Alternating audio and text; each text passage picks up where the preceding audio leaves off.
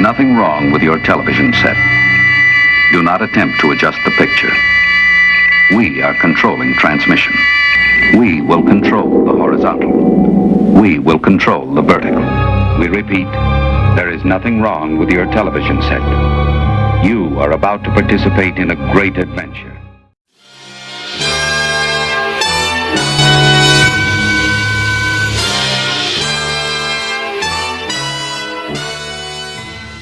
Welcome to Photo Master Coach. I'm Jordan Fink. Today I would like to talk to you about ISO. Basically, ISO stands for the International Organization of Standardization. So basically it's a measurement of standard. All manufacturers need some kind of standard for their sensitivity and their light gathering and the exposures. Back when film was running through cameras, it was called ASA, which stood for the American Standard Association. And they would base all film off of 100 ASA. Well, now it's called ISO, since it's all different. There's no film and it's digital. But it's still a standard that the camera manufacturers need to go by. And so it's called ISO, International Organization for Standardization. Okay, so what it is that and $2 will get you a cup of coffee. You don't really need to know that, but that's just background knowledge for you. Basically, ISO is the setting to which you're going to set the sensor to let it know how sensitive it needs to be for light. Pretty simple. For instance, during the daytime, bright sunshine, you don't need it to be too sensitive. It's going to pull in quite a bit of light on its own without having to pull extra light in there. And so you would rate it at the lower ratings, 100, 200. Okay? As it got darker, and you say, for instance, you're into the shade, you're downtown in between the buildings, there's no sun, you may want to pull that up a little bit to 400 so you can get the same readings as you're getting at 100 or 200 in the sunshine. A decent aperture reading and a shutter speed reading that you're not going to get camera shake. Now, the darker it gets, you're going to be telling the sensor that you need it to be more sensitive to the light. Okay? And so you're going to raise that up a little bit more.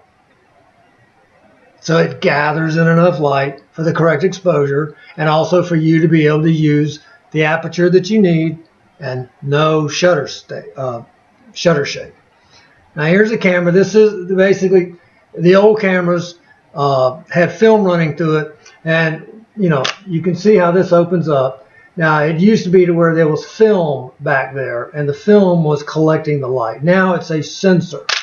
See, that's the mirror going up, and what it's doing is basically it's saying how that light is hitting that sensor, and it needs to know how sensitive you want it to be. Okay, so that's really where that is. Okay, another tool that you would use this for is in the what I call the concert of the aperture, shutter, and the ISO. There's a dance that goes on between them. Like for instance, if you have a shot that you're shooting and it's a particular aperture and you need to keep that aperture, and you start to shoot your image and you realize that the shutter speed has gone lower than you really would like for it to be, so you can eliminate camera movement, then what you do is you start raising up your ISO to where that shutter speed, it's not going to change your aperture as long as you've got your aperture set. It'll change that shutter speed up a little bit and up a little bit more until you get it into the range that you're not going to get camera shake. So in essence, it becomes a balancing act. Okay, between all three of those tools. So, lower sensitivity is going to be the lower numbers. A higher sensitivity that you need is going to be the higher numbers. It's that simple. We'll be going over this again at another time during some of my other videos coming up. And hopefully that answered a few questions for you. And please tune us back in again. Come back, and until then, shoot like crazy. We now return control of your television set to you.